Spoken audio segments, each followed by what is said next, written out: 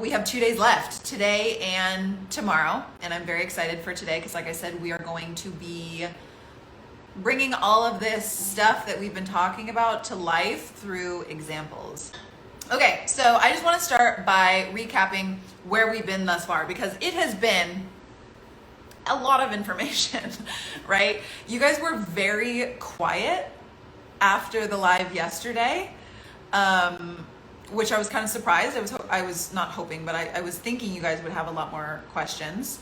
I'm glad that you didn't because I'm hoping it meant that I covered everything as thoroughly as I wanted to. Oh, Martha, you watched Tracy but missed yesterday. Well, there's replays galore everywhere. So if you missed any of the days, they're still up on my Instagram feed. Please do go back and watch them. But I just wanted to take some time in the beginning of day 3 to just kind of like, let's collect ourselves. Let's talk about what we've learned thus far. Shannon says it was fire. Thank you, Shannon.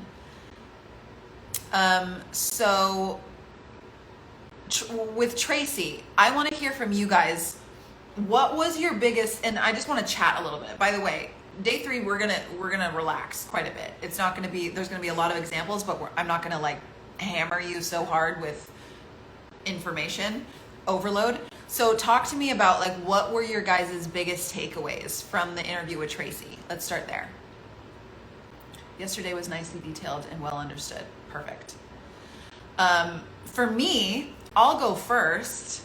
I think the biggest takeaway was definitely her two things. Her emphasis on, if we're looking at this from a standpoint of like what as new sellers can you apply the most from what Tracy talked about, the first thing would be her attention to her audience, right? She is 110% customer centric as opposed to seller centric. And it was just like dripping from her every word. There was no height, like you can't pretend. How she ramped up the research and her business went up. Huge takeaway, right? So how seller centric she is and how true that is for her. And then her ability to trend combined, because she has now such a big mental archive.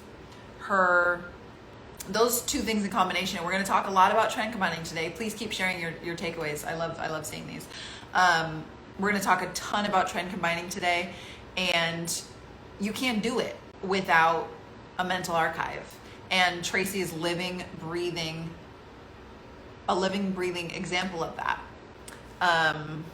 So for me, I feel like those two things that she talked about, there was so much gold in that interview. It was insane. But I think the main two things is like she's so seller centric and she has absolutely nailed trend combining because of the fact that she has the right focus. And you guys, when I'm talking about, like, I talk about all the time, like everybody that's failing or struggling so hard for so long has the wrong focus. That's the reason I say that. Is because when we talk to sellers like Tracy, her focus is so dialed in and it's so clear. There's no muddiness around where her focus is. And her focus is in the correct place. That's why she's winning. How much time it takes, treat it like a job. Totally, right? Yeah, I think a lot of people equate any online stuff to being like, it should be fast, right? Like I can reach a bunch of people in a very small amount of time because that's how the internet works. So if it doesn't start happening in a few weeks, I'm going to quit. Like, no, you got to put in the time, you got to put in the effort, you got to put in the ability to understand your customer and the time to build your mental archive. My biggest takeaway was that you really do not have to be uploading every day. You can take your time with research and not constantly crank stuff out. Carlene, incredible. I'm so glad that you mentioned that. That was something that I think more people need to realize as well. And it's not that you can coast. I wouldn't call it passive income, but it's very close when you get to that point of being able to just sort of set it and forget it. And like Tracy said, she uploaded 3 designs in 3 or 4 months, and was still making $20,000 months, right? Without even touching her shop. And so people freak out a lot because they're like, I got to keep output. It's like, no, if you pay more attention to the quality and the demand of your shop and the things that you're listing, you don't have to emphasize output so much. And that's why I don't teach the stuff that everybody else teaches, being like, you have to have 1,000 listings up before you'll start to see movement in your Etsy shop. So just the priority is volume, get more stuff up. And I'll encourage you guys to test broadly. Yes, test a lot in the beginning. But Tracy has 120 listings. She sold $250,000 in 3 months, right? Like, it's not about volume, it's about demand. The only time it's about volume is when you don't want to do the work of knowing what's in demand, so you just want to throw stuff at the wall and see what sticks. It's the hard truth. Martha says, my biggest takeaway was that she took it super seriously and treated it like a full-time job in terms of hours and dedication. I personally needed to hear that. Yeah, and I think what's important to note about this, however, is that it was the combination of full-time hours plus the right work. It's not necessarily that because she put so much time in, that's why she succeeded. She succeeded because she put the time in doing the right work, following the right strategies. She got into Top Seller Secret as soon as she could and learned all about the E-Rank stuff and got it down to a science and immediately was immersed in her customer, right? It wasn't just the time that got her to where she was. It was the time spent doing the right work and focusing on the right stuff. And I think a lot of people need to realize that. Michael says, trust the process. Trust the process, love the process, get obsessed with the process. Don't just trust it, like fucking make love to the process, right? Excuse my language, but that's gonna be my new Instagram bio. It was nice hearing about her grind. That success didn't happen overnight. Absolutely not. And guess what? It never does. And so why everybody thinks that it should for them is always going to be beyond me, because it never happens that way. Tracy was successful fast. I was successful fast, but it doesn't happen overnight. Sometimes it doesn't happen fast, but that doesn't mean it won't happen. Is it really not worth continuing because it's going to take a little longer than you thought? Absolutely not. You guys have good takeaways. I was surprised that she has less than 200 listings, quality over quantity. Gina, that does not surprise me that you were surprised, because every single guru that you listen to on YouTube is going to tell you, you've got to have over 500 listings. You've got to have at least 1,000 listings. It's all bullshit. You don't have to have any specific number of listings. The more listings you have, yes, the more chances you have of being found in search results if you're trying to make it organically. But it's not about quality. It's about the level of demand. It's about how well you know your customer. It's about if you're giving people what they're actually actively looking for. That's the only thing it's ever about. There are shops with 3 listings and 7,000 sales, and there are shops with 7,000 listings and 3 sales. It's never just about quality. It's always about demand. You cannot be successful without mastering demand. Yeah, everybody's saying surprised at the amount of listings she had. Yeah, she's not doing it by quantity. She's a master of demand. Kirsty says that it's okay to make mistakes. It's how you analyze and learn from it that matters. It's more than okay. It's required. It's encouraged. The messier you get, the faster it's going to happen for you. Like, just get in there and blow shit up. I'm not doing as well on my cursing today as I have the last 2 days. I'm sorry. I'm just going to let it rip. I can't hold it in any longer. But literally, like, just get in there and get extremely messy and do things extremely wrong. And don't let yourself feel stupid, because you're seeing what works. You know who's actually, I'm not going to say who's actually stupid, but you know who's actually missing out? Is the person who doesn't want to get messy because they're afraid of what other people are going to think or how it'll make them feel about themselves. That's what's actually silly. We'll use the word silly instead of stupid, even though I want to use stupid. You guys, I'm on one today. But that's what actually doesn't make sense. Like, you gotta let go of the ego. You gotta let go of all the self-limiting stuff that says, like, oh, if I do that, I don't want to do it without knowing that it's right. And a lot of people are like, I want to ask somebody first that already knows before I try it. No, just do it. What if I waste time? You're not wasting time, you're learning. If it doesn't work, you just learned what doesn't work. I loved hearing about her obsession about her customers, what they're excited about, what they hang out with, what they do on the weekends. Wow, those were such good insights. 100%. Love that too. I'm just obsessed with her drive. Me too, Kenzo. Me too. I'm obsessed with her in general. My 11-year-old entrepreneurial niece is watching. Liz, I apologize for my language. I'll try to clean it up. I'm looking at mistakes in a whole new way. I always hated making mistakes, but not anymore. Mistakes are great, you guys. The only time we hate mistakes is when we take them personally and create a story about them to mean something about ourselves. And they don't. They don't mean anything about you, right? Alyssa, she hears it at home too. All right, then no holds barred today. This is spicy today. I am. I didn't know that until I got on live, but I guess it is a spicier day. But yeah, if I could like get into each and every one of your brains and erase whatever it is in there that's making you so afraid of making mistakes, like break it down. What's that actually about? It's about your identity. It's about the way that it makes you feel about yourself. And when you remove that piece to where you're just like, let's just get messy and see if it works. And if it doesn't work, it doesn't mean anything about me. It doesn't mean anything about my competency. It's just like we talked about yesterday. The size of your mental archive now when you're beginning and you're still struggling through it has nothing to do with the level of competency you have. That's like somebody starting to play tennis who isn't good on their first couple lessons and they're like, I'm just stupid, I guess. It's like, no, you haven't learned. What do you mean? It wouldn't make sense to say that in that context, right? So when you're learning anything new, you have to be willing to suck at it and be bumbly and fumbly and not know what you're doing and make a zillion mistakes in order to learn it. That is the learning process. It doesn't mean you're stupid. Picking up a tennis racket and being bad at it just means you haven't practiced enough. It means you're just not good at it yet. So like, why are we making it about us? Isn't that silly? When you think about it that way, it's very silly to me. But I understand. I understand what it feels like. Not necessarily personally, because I've never been afraid of making mistakes, only in that I am so results oriented, which probably shocks you guys. But it's such a paradox in that I am so all about achievement and results and getting to where I want to go that I'm just so immersed in the process that the faster I can collect information to eliminate things or start building out on things. I wasn't just like that with my Etsy shop. I'm like that with everything. That's how I do everything. It's like, let me get as messy as possible so I can figure it out. And I'm just very confident in my ability to figure it out. Not because I'm exceptionally smart or like anything. I am driven, but I'm willing to do it. I'm willing to dig around. I'm willing to fail. I'm willing to make mistakes.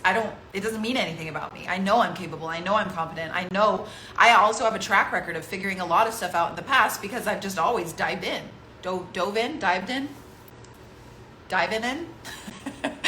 Anyways, I'll get off my soapbox about that.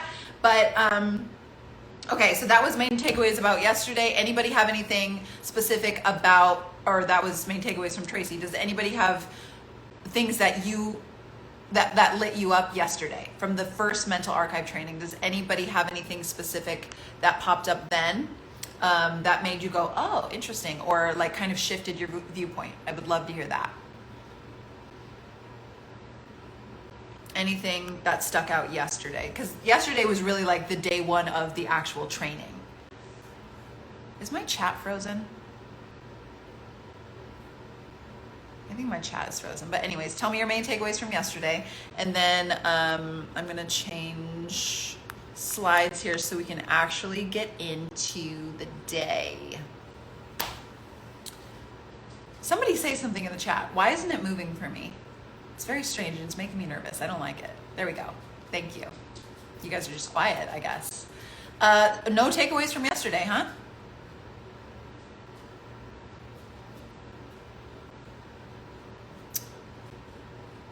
Thank you, Liz. I see you're high. Keep building the archive. Yeah, I guess that's what it boils down to, right? You need the archive. The archive is your moneymaker. All right. So brain priming.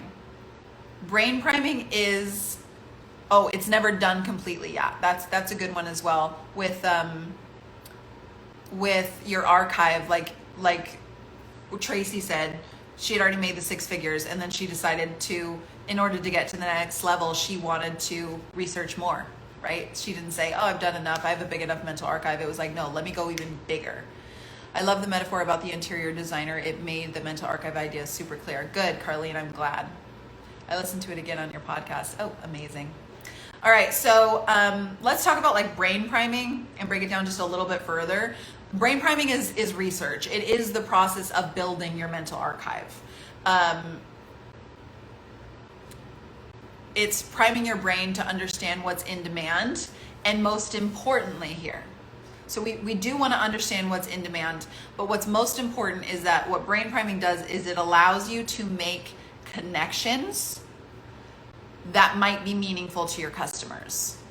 And this is what we talked about with Tracy, in that she is really good at trend combining. And she said, you know, I actually started doing trend combining with less trends, but only the ones that were most potent to my customer. And that's the key. She said, Cosmic Cowgirl, you know, something that sparked her interest, that's fun. Western stuff, that's fun. And then she said, it would make no sense. They would not vibe with it. And she knew that because she knows so much about her customer. So she made that connection. And when you're not making those connections, you're gonna miss the mark. Your customers aren't gonna be responding to you because you're not connecting the dots for what they want. Yeah, Liz says that's huge. This is huge. That's why I'm talking slowly, because I want you guys to hear this. It's about the connections you're making in your brain. And you can't make the connections if you don't have any mental archive, any knowledge about what people want. And you don't necessarily have to have one niche, right? Like we can speak in a little bit broader of terms on this. But you do need to be able to understand what people are looking for and what they may not be looking for is just as important. So it's easy to get greedy, right? And be like, oh, Cosmic Cowgirl's trending. Let me go ahead and combine that with my customer niche. But it's like, does that actually make sense? Can you answer if that actually makes sense? Have you done enough work to even know? And most people wouldn't. And that's why Tracy is where she is because she did. Okay, this is really, really, really, really big, you guys. All right. Trend combining creates mega bestsellers. If you guys have read my ebook Blank to Bank, you know in there I talk about, I call it hyper trending designs. Being able to take different trends or niches, whatever you want to call it, and blend them in meaningful ways that make sense for the person who's interested in buying it.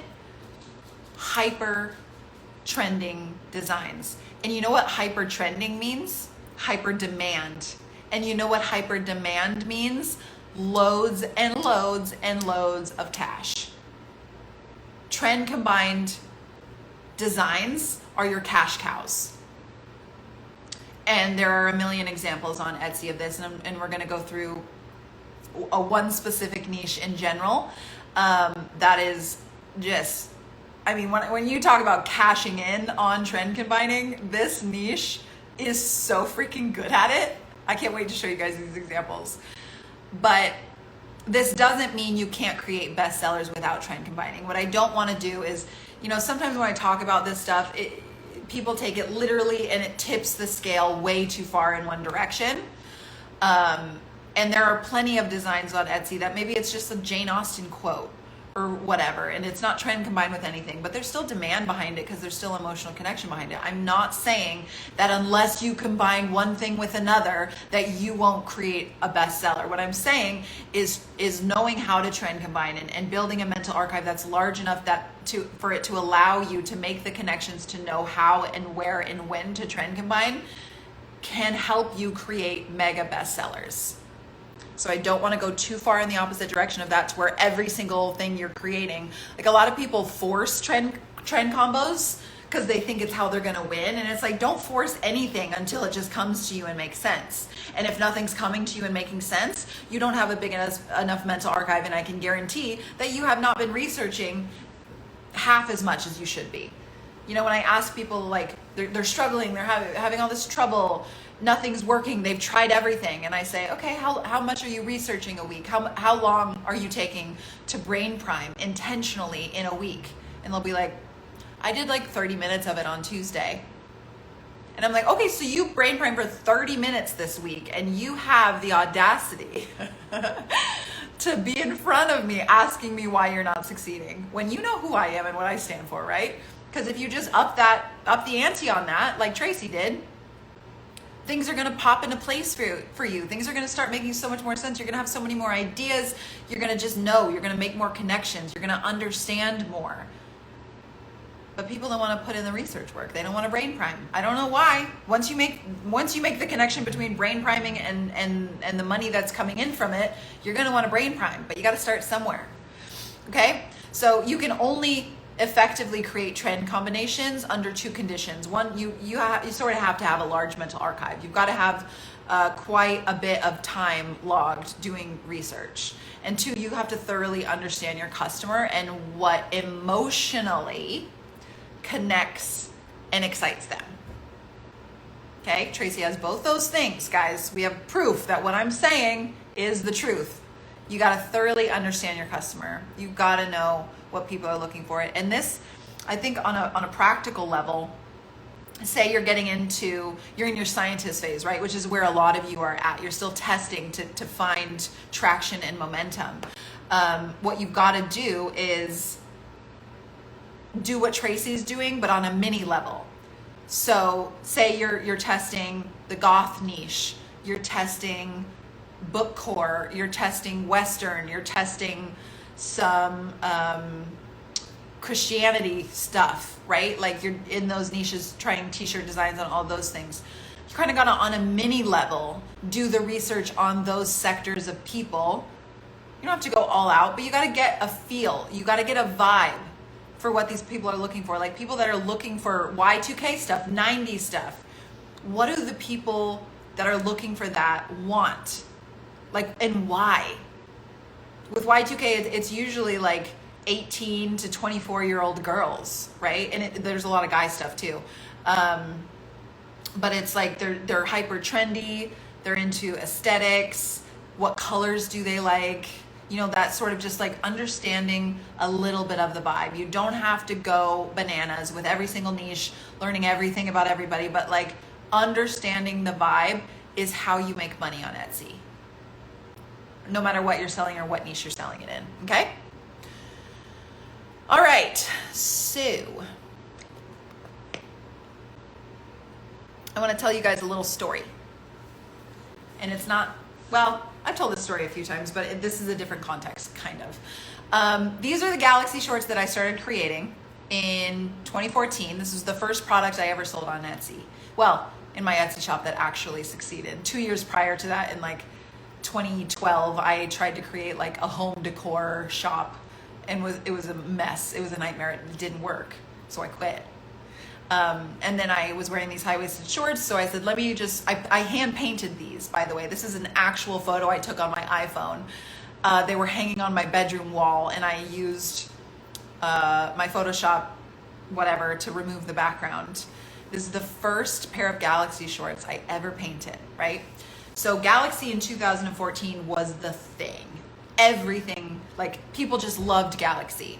And I did too. So I was like, okay, maybe like I'll try this out. I found an initial Pinterest photo that looked like this, but I couldn't find anywhere else that was actually selling it. That Pinterest photo, they weren't even selling it. It was just a craft project somebody did. So I was like, let me try this. And it worked really, really well, right? So what I did then, and I didn't know anything about trend combining or a blank to bank process or demand even, like not in those certain terms. But what I realized quickly is that the it girls were buying my Galaxy shorts, the girls that were going to Raven festivals, the girls that were super trendy, the girls that were cute, the girls that were, you know, kind of like California vibes. And immediately it was like, I can do that, right? Like this photo, there used to be a website called Polyvore. I don't think it exists anymore, which is really sad because it was super cool. They like shut it down. Yeah, it's Sense now. That's so sad. But it was basically like a really fun website that allowed you to curate outfits. It was so fun. Sense has bought it since then, but it allowed you to make these little collages. And so this is what I'm talking about when I'm talking about vibes. This was an actual listing photo. Invisible Force says, I loved Polyvore. I know, why did they shut it? Why hasn't anybody created anything like it, I guess is my question. But anyways, when I talk about getting into the vibe of your customer, I just kind of intuitively knew once I got a feel for like all the people buying this and things that were asking me in messages and knowing they were going to festivals, I started researching festival outfits and that sort of stuff. So intuitively, I was like, well, let me put together a little collage on Polyvore of like how people could envision themselves wearing this and make it feel very it girl, make it feel very vibey and like, ooh, I have to have those. Like, I look at this now, this is from 2014. I look at this now and I'm like, I want those. I want that. I want to wear that outfit. I love those shoes. I even included the makeup, right? This is an actual listing photo, you guys, in my Galaxy short listings, the single listing. And it matched so closely the vibe of the girls that were wearing these shorts that it just like worked, right? And I'm not telling you like make outfit collages, which you could easily do something like this in Canva. And I'm almost not even telling you not to do that because it's kind of fun. But I wanted to show you an example of what I did here without even knowing anything about anything yet. I probably did this in the first week I had an Etsy shop open, but I knew that my girls would be attracted to this. It would connect with them, right? And putting it in as a listing photo allowed them to get excited about it. So what did I do next? Once I understood the vibe, I thought about, well, what else is really in demand that people want that I could probably sell, and maybe I could combine it with Galaxy too, because I know that works already. The mermaid shirts, right? I sold so freaking many of these mermaid shirts. The mermaid, Galaxy, like mystical, magical, fairy tale stuff was huge in 2014 and for about 5 years after, to be completely honest. But I created these like mermaid bikini top tank tops. I put these on hoodies, you guys. I put this on crew necks. I put this on tank tops, on crop tops, on t-shirts, everything, right? But I always made sure to create a vibe. You would never find me listing a photo of this with just like a flat lay and be like, here, do you want it? No, I was like, I know what you want and I'm gonna give it to you. And it's at like, I know you'd pay double for this. You want it so bad. Right? That was my attitude and my vibe. And like, I'm going to know my customer so well and dress this up and merchandise it and pick, this is a mock-up, but I was like, I'm going to pick the right things to where somebody's going to see it. And they're like, I don't care the price, get it in my cart and get it to my house. Right? And that's exactly what happened.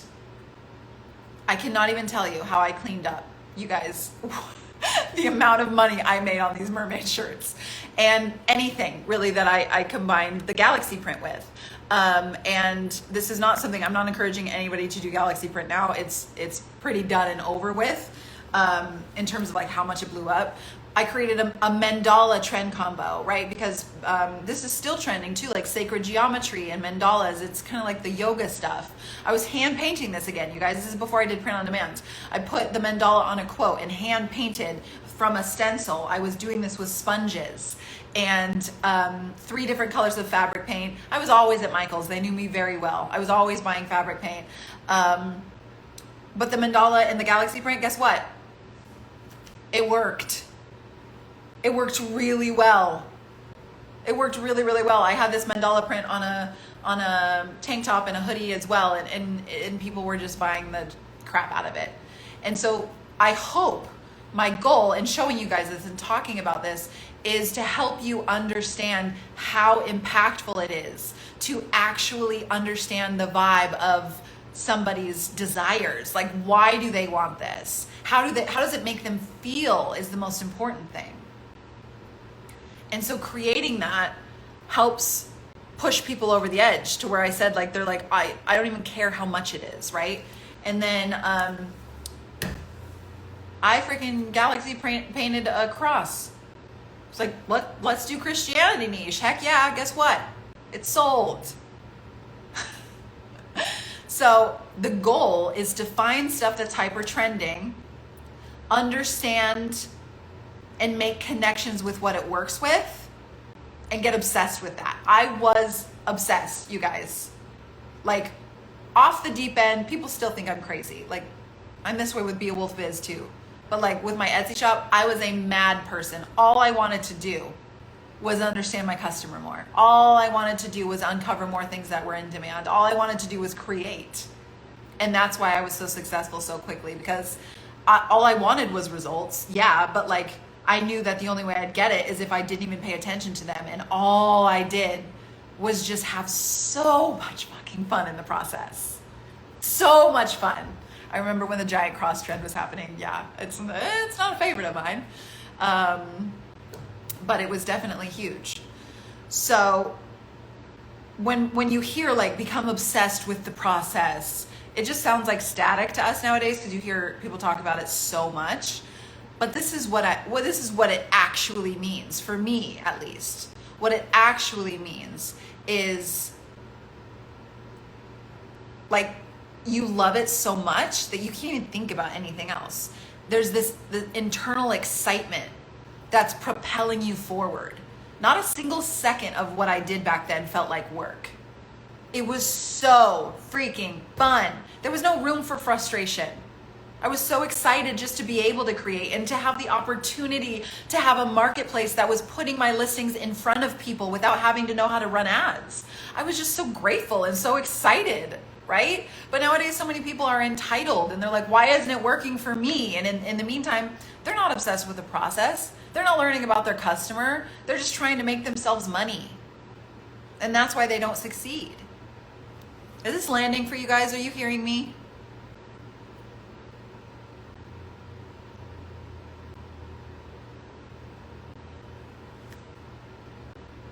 I think the chat's a little delayed today. I'm gonna wait a second. I want to make sure you guys heard what I said there and understood it and internalized it, right? Because if I'm just talking to talk and not getting this information through, I need to know that. Connecting, good. So good, perfect, okay. Kenza says, heard, love it. Is it making sense in an applicable way to your experience?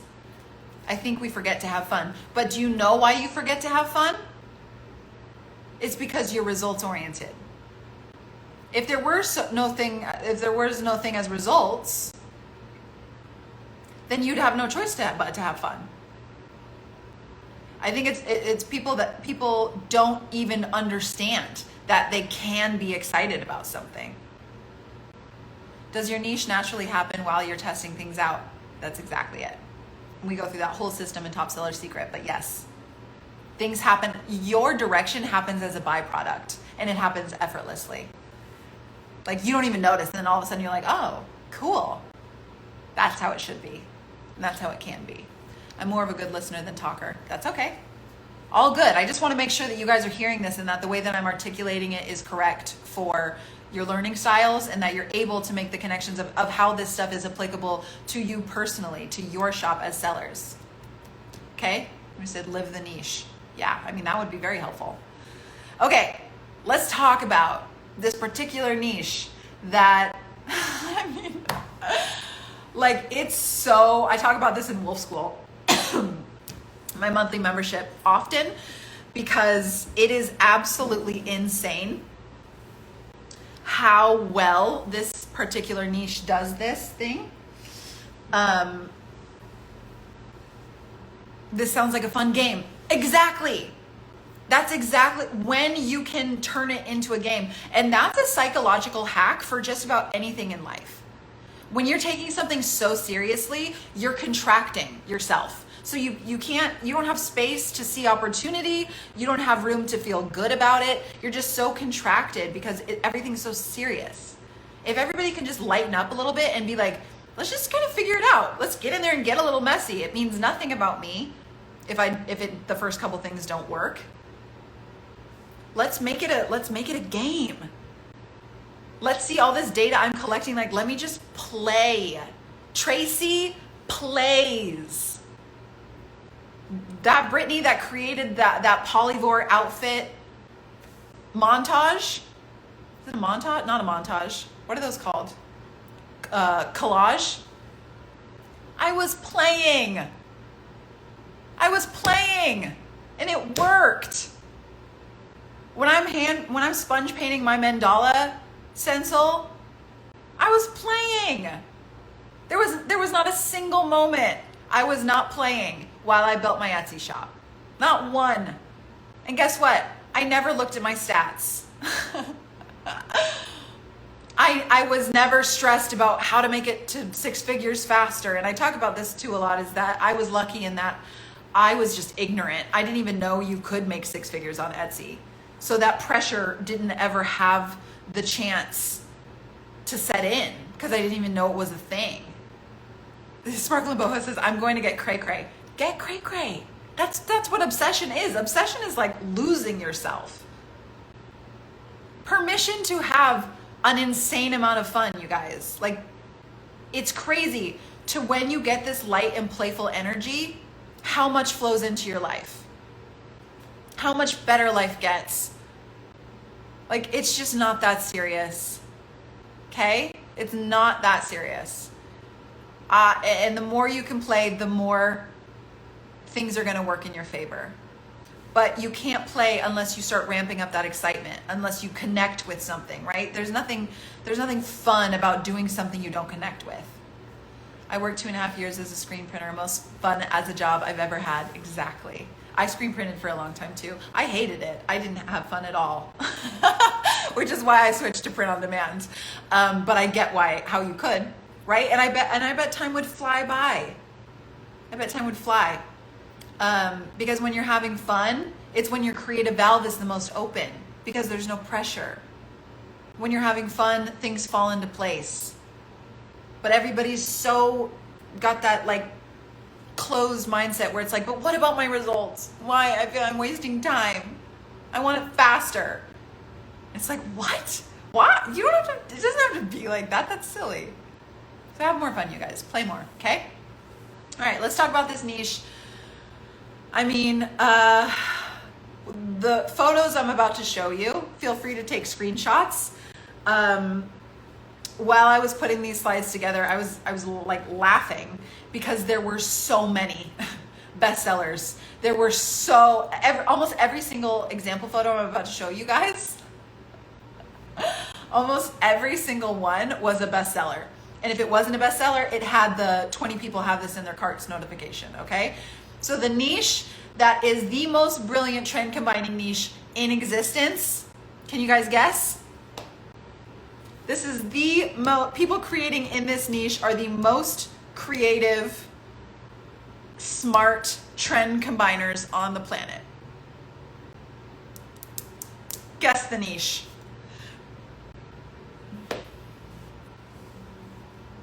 If there's anywhere to learn trend combining, it's from this niche.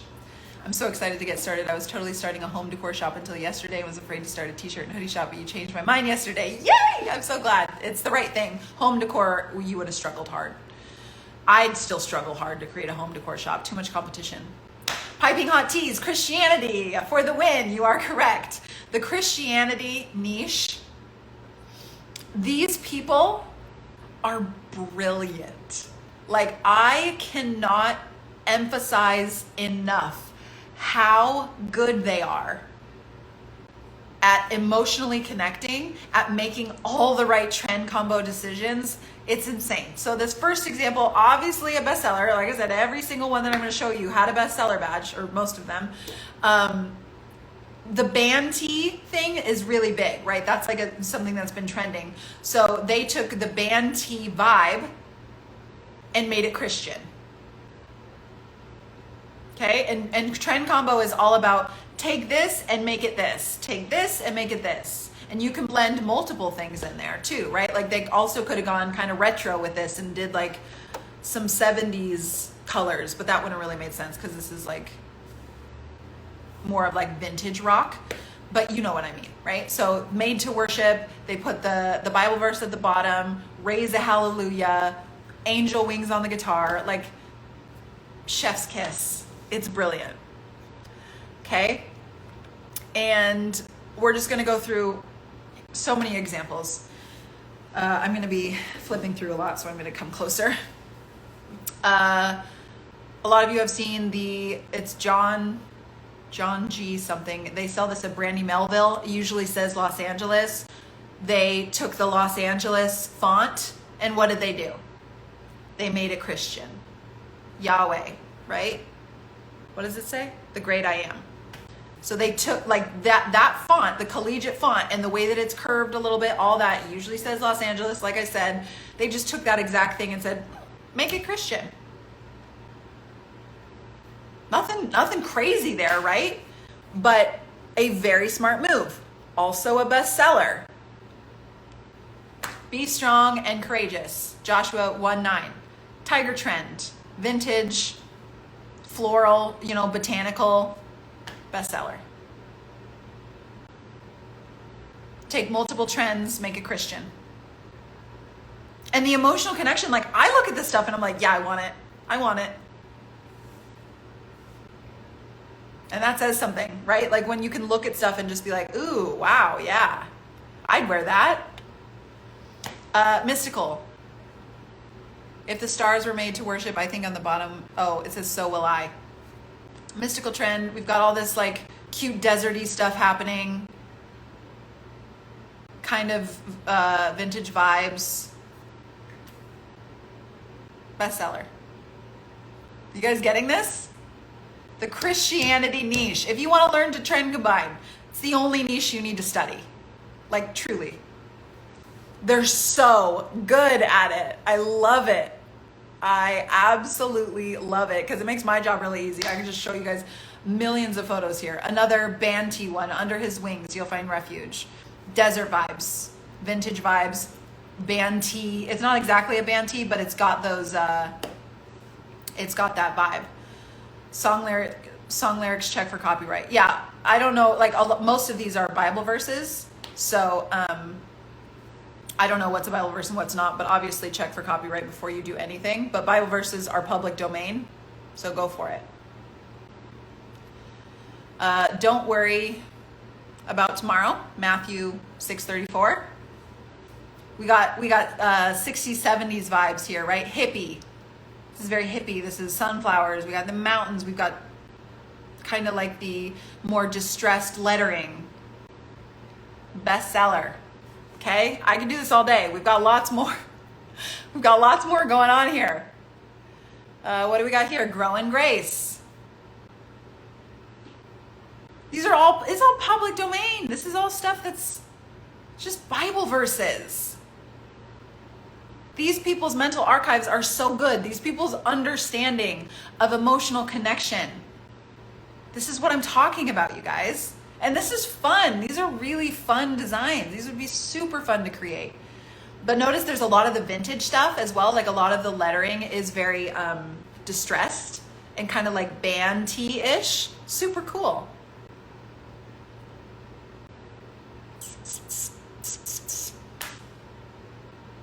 Transformed by Christ. More 60s vibes, more 70s vibes. We've got the color palette now. We've got butterfly. We've got botanical. We've got hippie vibes. We've got it. Pay attention to the mock-ups too, you guys. These are it girl mock-ups.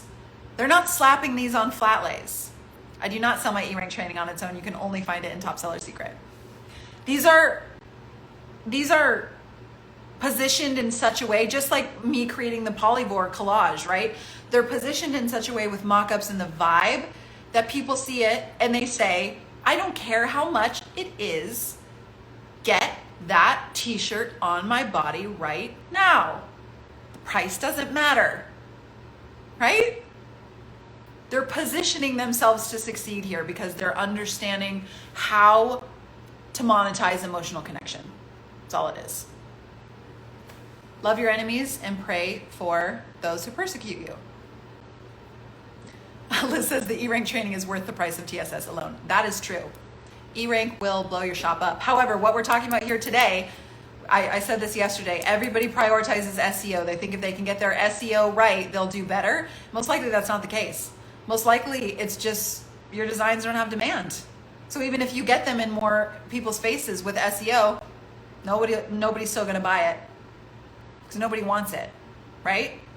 So the reason why I talk about the stuff that I'm talking about so much now, like everybody wants SEO because they think that's their ticket. SEO is incredibly important, but it is not king. Demand is. And if you're missing the emotional connection, if you don't know how to create designs like this, if you got a small mental archive, SEO will never save you. Okay, I'm just going to take this opportunity to say that because people who are struggling, people who are trying to build as fast as possible, people who are so results focused, have all the wrong priorities, right? So I love eRank, and if I could make sure everybody knew my eRank strategy in the world that was trying to do print on demand, I would. But demand is king. You could get all the right SEO. Yeah, Tracy. You guys, Tracy just said in the chat, some of my bestsellers didn't even have a rank in eRank, meaning when she looked them up, like it wasn't even relevant, right? But the demand is so high, it doesn't matter. You see tons of t-shirts on Etsy all day long that have 3 words in their title that aren't even relevant to the item, and they have a bestseller badge. And people are like, how is this possible? And I'm like, it's possible because demand carries. Demand always carries. Demand takes precedent. Yes, it's good to have SEO in addition to demand. But demand is what carries. You guys hear me? Please hear me. You're wasting your time prioritizing incorrectly. Sellers like Tracy who are doing the numbers they're doing on Etsy are doing those numbers because they have the correct priorities. And demand. I'm not sitting here wasting my breath for 4 days talking to you guys about this stuff because it's not going to help you get to where you want to go. We're talking about this because it's the only thing that matters. It's the only thing that matters. And of course SEO matters to some degree. Of course photos matter. Yes, it all has to play together. But SEO will not save you. You have to become a master of demand. I'm not lying to you, I promise. All right. That was intense, but it's true. Thank you for asking that eRank question. So it gave me the opportunity to say that. And I should say, like I talk about all the time, eRank, I increased my results by 50% when I was able to flesh out my eRank strategy and start using it the way that I teach. My sales increased by 50%. And I was already making a lot of money on Etsy. But my demand was carrying me. I was making a lot of money already, and then I put the eRank on top of it. It was like, ooh, that's the rocket boost. But if I hadn't have already had the demand, I could have applied the eRank stuff and nothing else would have happened.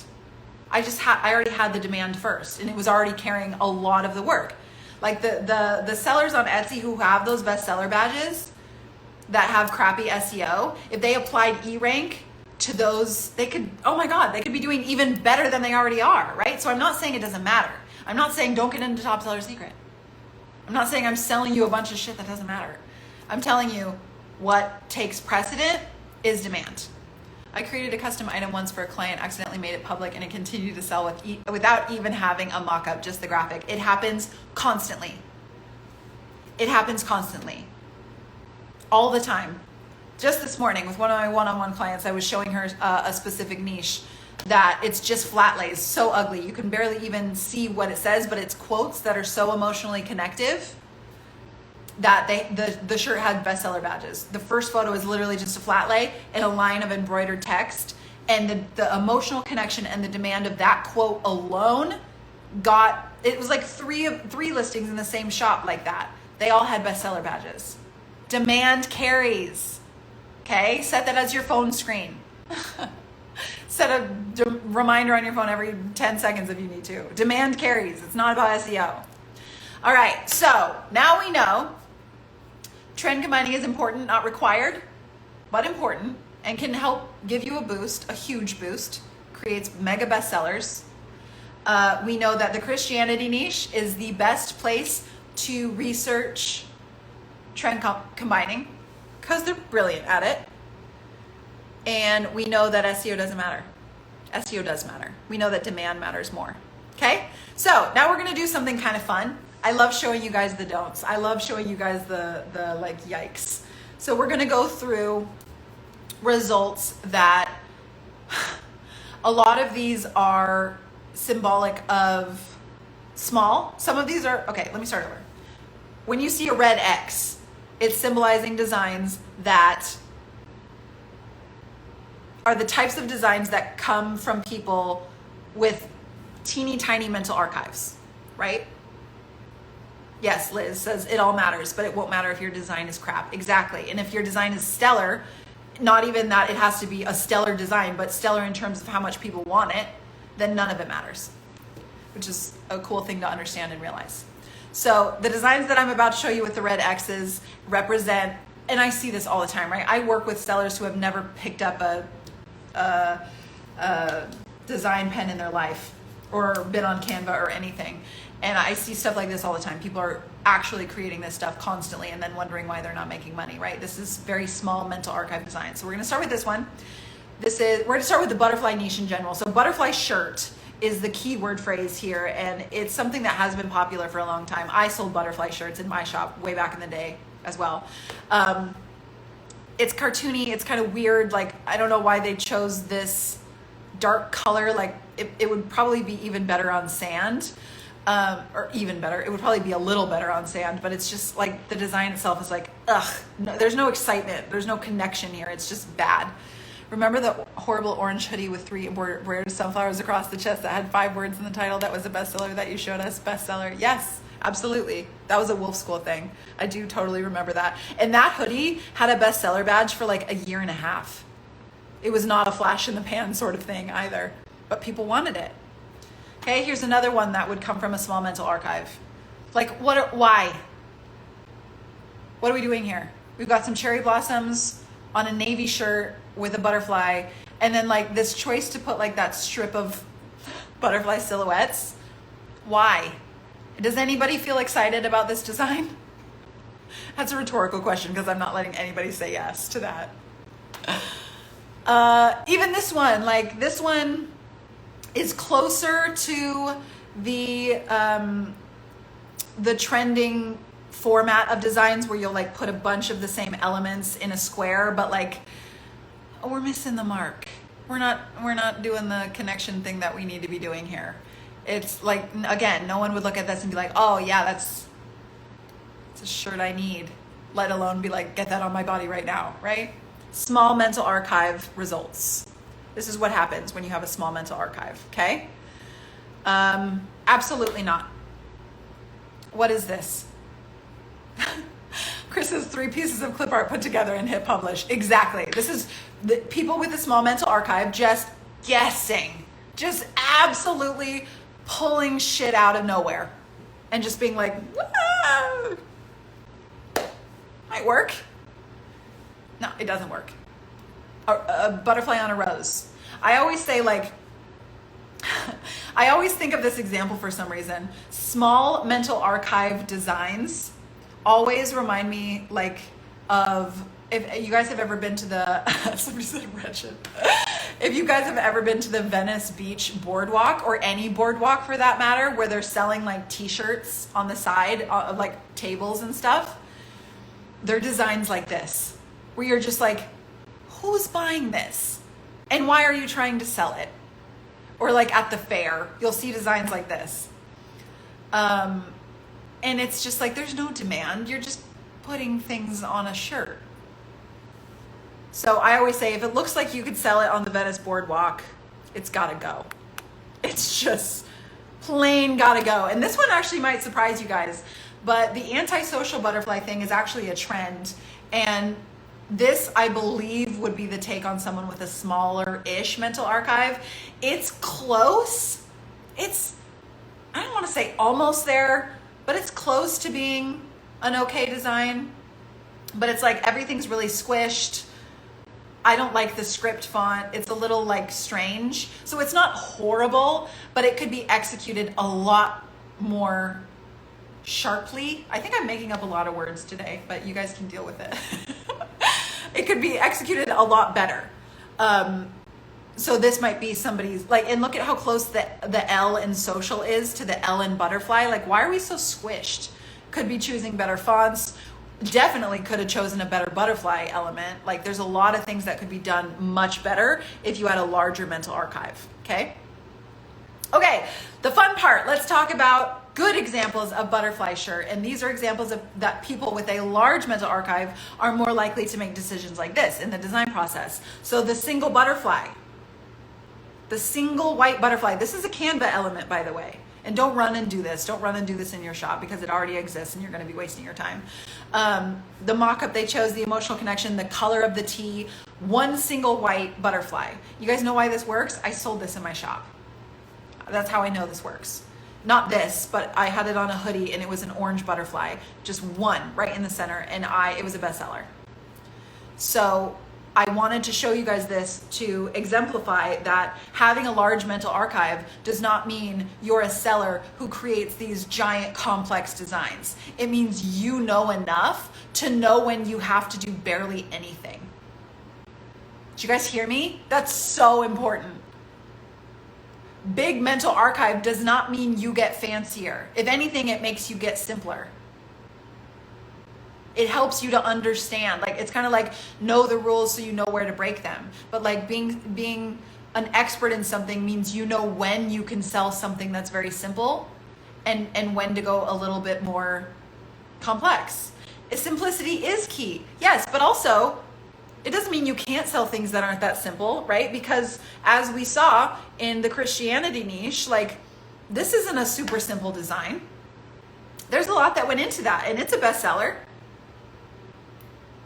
So like, and no, it is not okay to just use one element from Canva on a product. Per their terms, you do have to change it.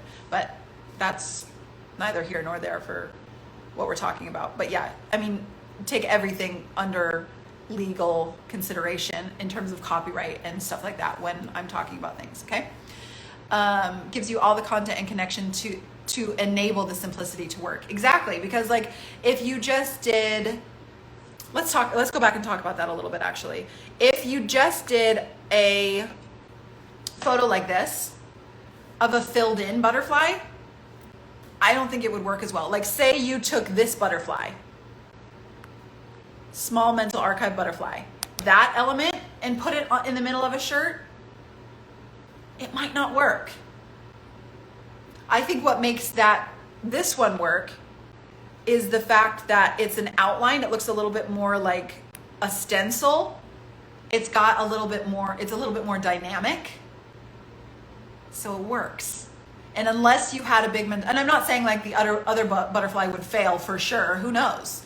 But I think if I had to guess, I would say that this one does what it does on Etsy with the bestseller badge because of the specific design element chosen. And it's those tiny little choices that can make all the difference.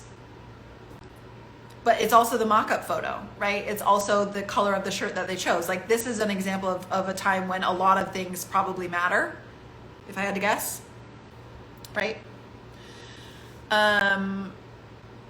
This one, right? This is very cottagecore. This is very dark academia. This is getting into the realm of more like the moth type of shirts. Very cute. Big mental archive. That's a good one.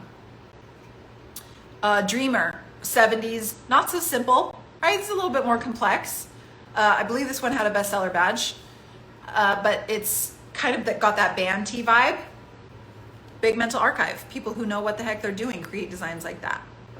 Right? Again, antisocial butterfly, but done in the right way. Simple, very simple.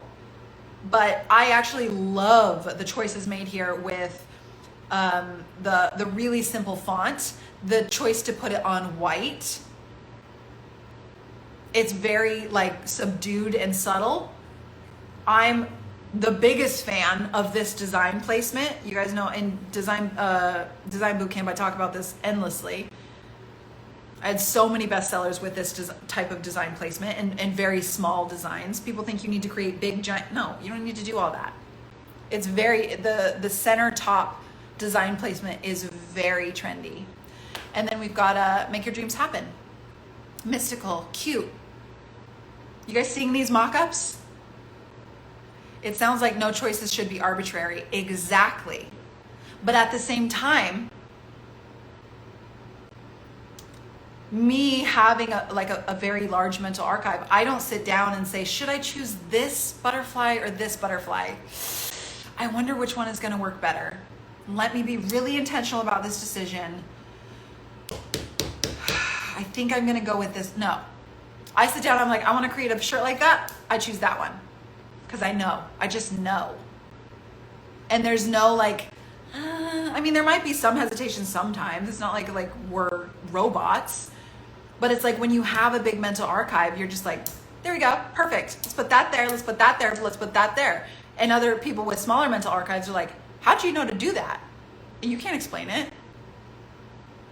You can't explain it, but you have so many tiny details in your subconscious that are driving your choices for you. So it literally feels effortless. You're like, I have no idea how I did it, and that's why that's why people say like, how do you make anything look so easy? Like I've been riding horses for a year, right? I have 4 horses. I've been learning to ride for a year. I'll have my trainer hop on and show me how to do something. And I'm like, oh yeah, that looks so easy. And I'll get on and have no idea how to do it. And I'm like, how'd you make that look so easy? And she's like, I don't know. But it's like, she's been riding since she was 3. She has this huge mental archive of knowing what to do when and how. There's no effort involved. Her subconscious is doing the work for her. And that's exactly what this is. It's the same way. Any superstar NBA player who's like just doing incredible things. I mean, people are like, I could do that. That looks really easy. And then you try and you're like, whoa, there's so much more to that. It's not explainable. You can't explain it, but it's because of what's happening in the subconscious. So the longer you guys put off this mental archive work, the longer you resist research, the longer you're prolonging your suffering. The longer you're making it really hard on yourself. The longer you're self-sabotaging, okay? It's all about your mental archive, because that's what helps you become the expert who can just sit down and like make people's jaw drop by how fast you are. Like, not only are you fast, but the decisions that you're making really quickly are like perfect. They're amazing. They work. It's not because you have superhuman ability. It's because you have a subconscious that's full of all the right stuff you need to know. You guys, I feel like this is kind of going to be the best day of lives. Like, obviously Tracy's interview was the best of this week, but I think in terms of information, do you guys agree? We've got some really important stuff happening in this live. It resonates while you're creating it. It has its own vibration. I actually totally agree with you. My biggest takeaway is to research, and engulf myself in it, then create brain space to design when I'm in flow. Yes, and people say too, they're like, how many designs should I create a day? Or like, how many designs a week? And I'm like, just sit down and get stuff out when you feel excited about it. And of course, there are going to be days where you're feeling a little bit like laggy. Use those days to research. You guys are agreeing with my this is the best day. Good. Yay. I honestly was like, I hope everybody likes this, because I have just a lot of photos today. I'm not sure how like rich the information will be, but I think overall, like, the visuals help me to articulate things in a way better, clearer way. Okay, I think I'm convincing you guys to build your mental archives, which makes me happy. We're going way over time, but that's okay. I have another example. Do you guys want to see a different niche with bad and good mental archive examples? We're already at 205. Tell me if you guys want to see. It's just like the butterfly shirt one, but with Western.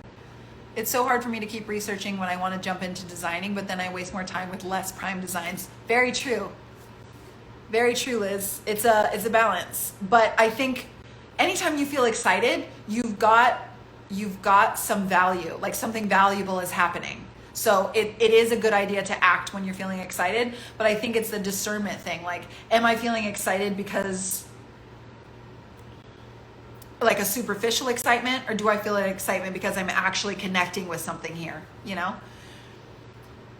Barbara says you're an amazing teacher. Thank you. That's literally the best compliment of all time. It's real information. Yeah. Yep. Extra time. All right. I'm starving, so I'm gonna eat some granola. If we're gonna keep going, then you guys gotta let me have a moment. My blood sugar is low. Okay.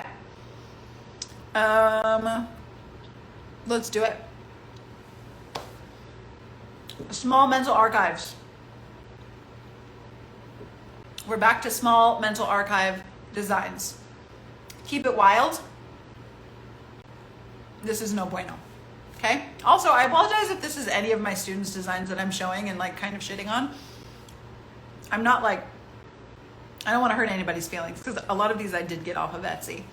I'm not trying to hurt anybody's feelings. I'm just saying I see a lot of this stuff and there's room for improvement. This one in particular, it's not objectively a horrible design. It's not like, ugh, who would wear that? It's just not that good. It just doesn't have that much emotional connection.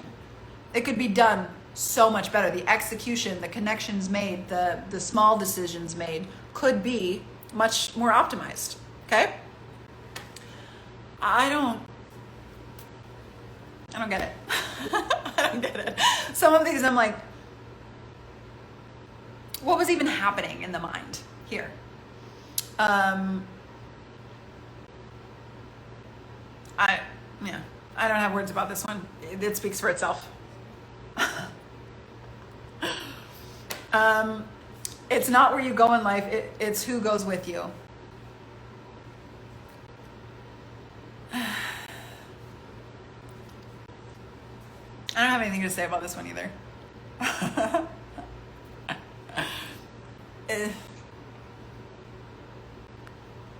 I'll just let some of these speak for themselves.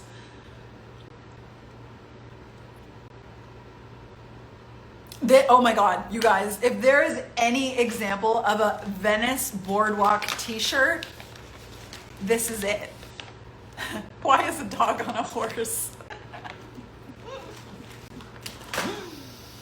That's the last question I was asking about that design, but you're right, a little strange as well.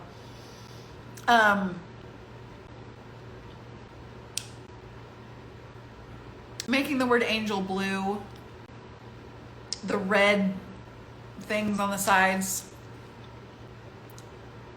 Why? And the reason why I keep saying why, you guys, for these small mental archive designs is because why?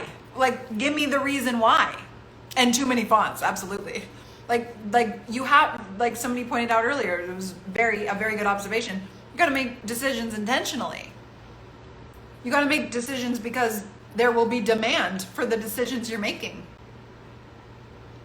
And there might be demand for this, I don't know, like if they sold it at Walmart, they might sell a few. Hopefully not. But like in general, this is a terrible shirt. This is like kind of like the other one that I showed you guys, the antisocial butterfly one. Like this one isn't criminal. We're not sending anybody to jail for this one. The last one maybe. No one's going to jail for this one. Because the idea is there. Oh, okay. This is the perfect example of someone who is building a mental archive, but isn't yet to the point where the connections that they're making are firing exactly right. Because you can tell they know to, like, they emphasize the word cowgirls with the script font, which is a popular thing, but the spacing is extremely strange. Putting the word with above cowgirls, like, why?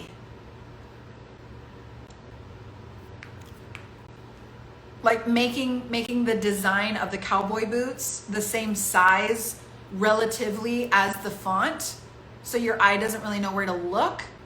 Why? You know? So like the idea was there, but there's no whys.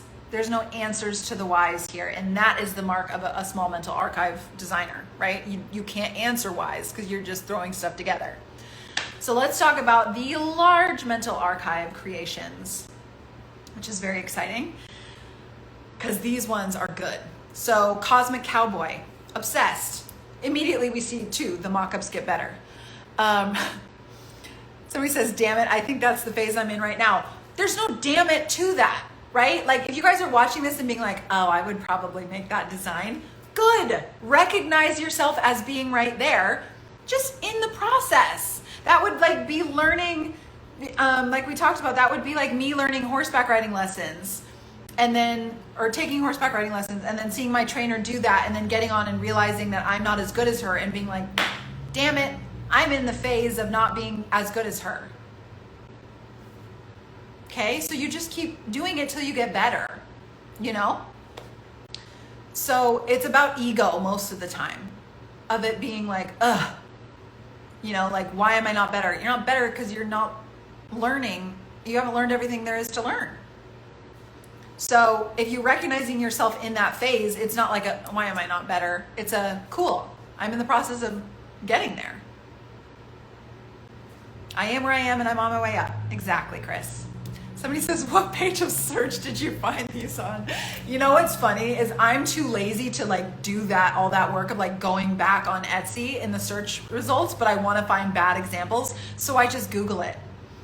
It's almost guaranteed when you Google something plus shirt, cowgirl shirt, cottagecore shirt, whatever, if you Google it and look at the pictures, what comes up is a lot of Redbubble stuff. And I'll be completely honest, the majority of Redbubble designs are such garbage that it's like I can just get bad examples in under 3 minutes. I'm like, ooh, that one, that one, that one, that one. I don't know what it is about Redbubble, but like when people are like, do you sell on there? I'm like, no.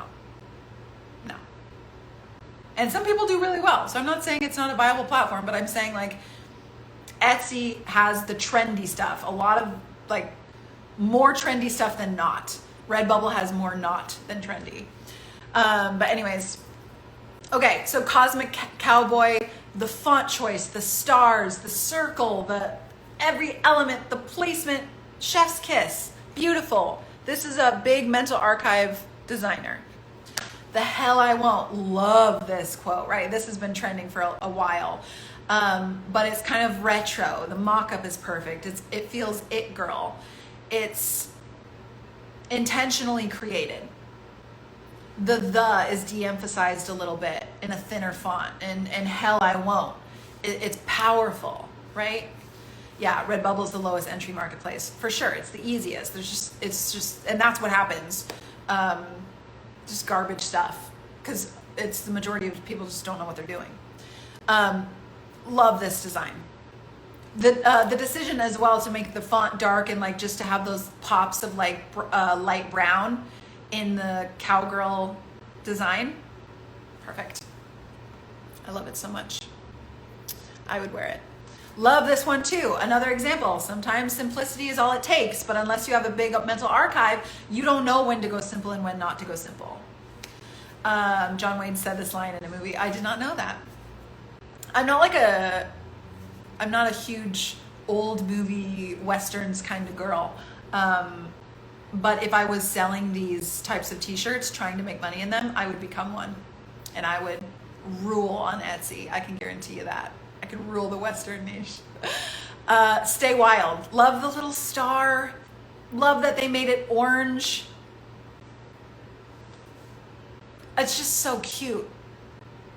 It's so cute. And Stay Wild, it's even like not that emotionally connective of a phrase anymore because it's very popular. But the way they used it in this design, it just works.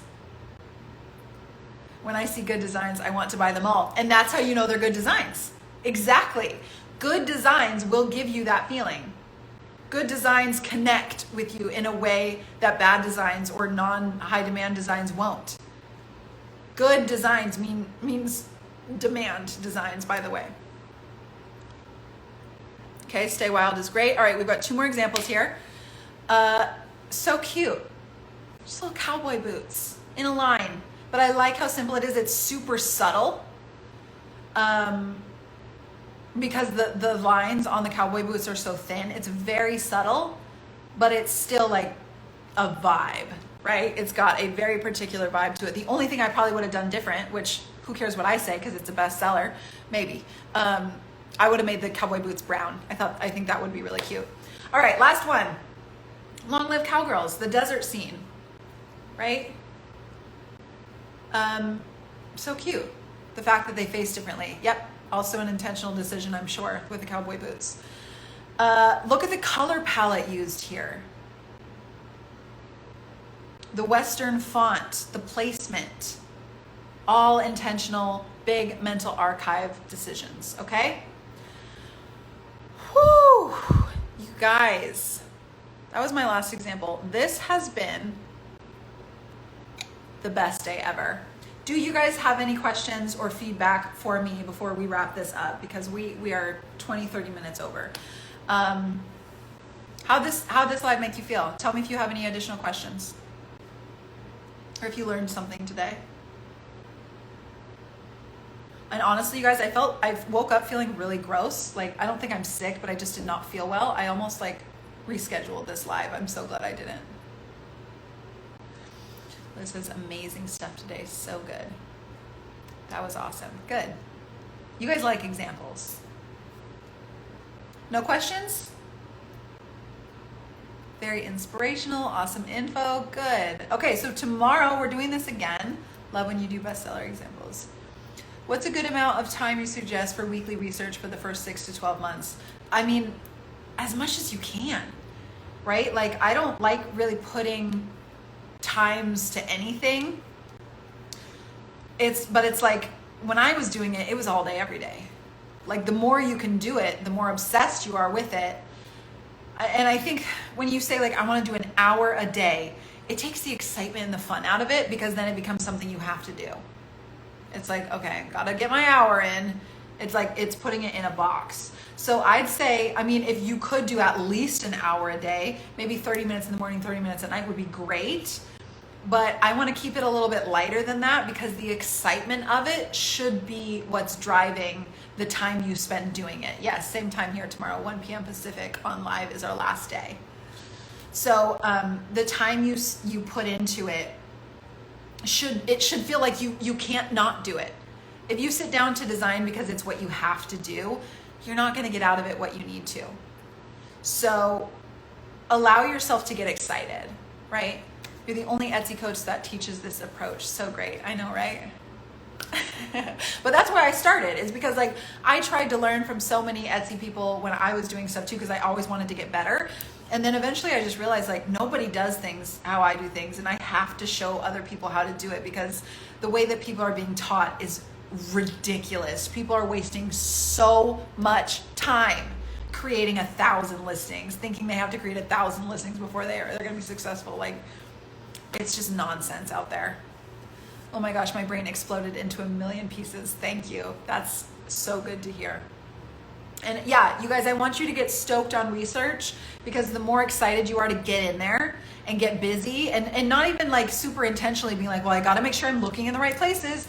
Just allow yourself to go and go down rabbit holes and get on Pinterest. And when you click on something interesting, flip the picture up so you can see all the related pictures to that picture, and be pinning everything that sparks even the littlest something in you, of being like, oh, that could be something, or that could be something. If you guys don't have a designated Instagram account and you're in this live right now, that's exactly what I want you to do when you get off of here. Go to Instagram, create a account, not your personal account. I'm not going to let you do that. Get a separate account dedicated only to brain priming, okay? And start curating and following shops, illustration shops, t-shirt shops, Urban Outfitters, PacSun. Follow all those accounts. Every morning, check that Instagram account. Check that feed like the morning newspaper. Eventually, your Explore page is going to curate itself to even more accounts just like the ones you're following. So you'll follow those accounts when that comes every morning, like the morning paper, okay? I have ADHD and I get so hyper-focused when researching. I love researching and learning. This is fun. Amazing. You're off to a great start. I'm so glad that you also made the decision to do t-shirts, sweatshirts, and hoodies, because you're going to love it. It's going to be great. I know it. I watched day 1 this morning. It was so good as well. Amazing. Will this live be saved somewhere? Yes, I'm posting all the lives to my Instagram feed, but they will be taken down eventually. But if you're registered, you'll get the replays in your email as well. The research really does make all the difference. Fail to prepare, prepare to fail. Yeah, it's so you can make connections. It's just all it is. all the only reason why I emphasize research so much is so you can understand demand, so you can make connections, so you can make sales. So you are the person that's creating those listings that people are like, I need it. Don't care how much it is. I need it. And the only way you can do that is by understanding demand.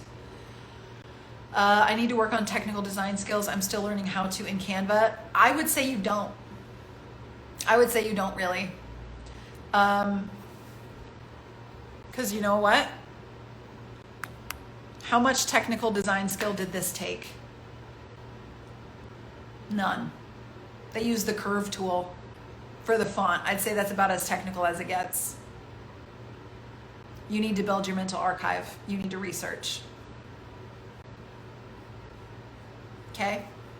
Make that always the priority. You guys do not need to build your technical design skills, I promise. Because the more you know in your mental archive, the more you're just going to be able to do stuff and figure it out as you go. And of course, Top Seller Secret has Design Bootcamp inside too, so you can learn some technical skills there. But the priority is like brain priming does the work for you.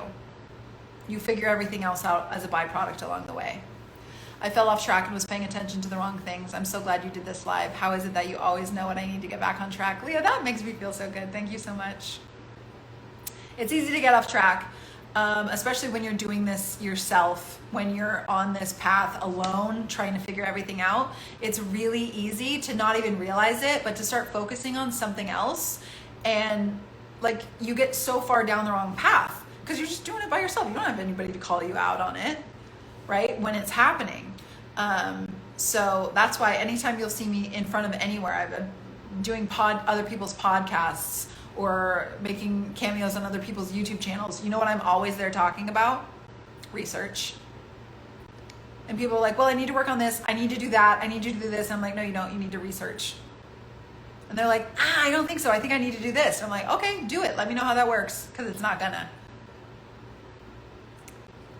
There's a lot of confusion with using Canva. Apparently, we're not allowed to use artwork on beauty.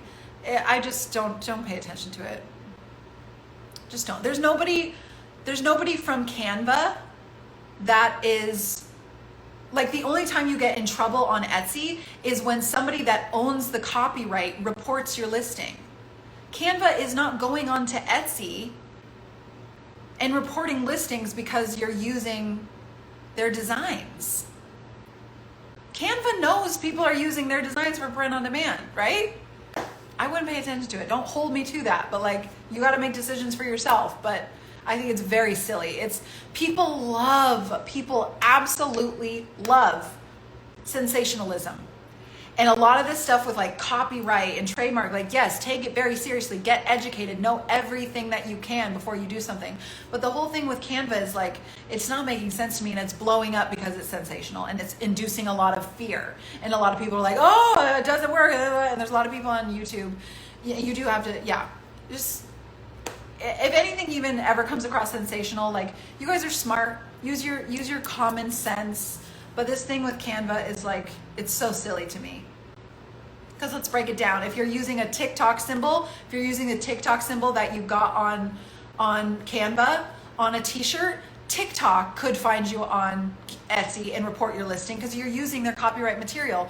But if you're using a mystical moon and praying hands and stars in a unique combination from Canva, nobody from Canva is on Etsy reporting you. You know? So like, what everybody's saying about it doesn't actually make sense. That's all I have to say. I've had multiple messages about it. Lots of people have messaged me and asked me my take, and I'm like, it's just, come on. Okay? Yeah. All right, guys.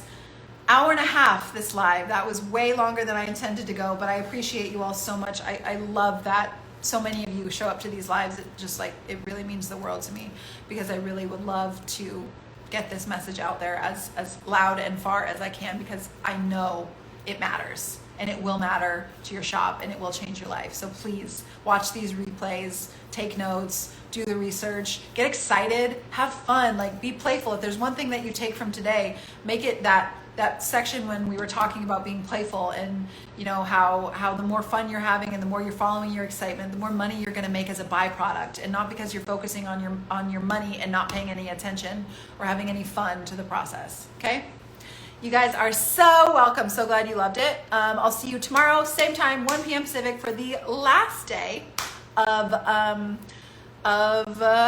Mental Archive Bootcamp.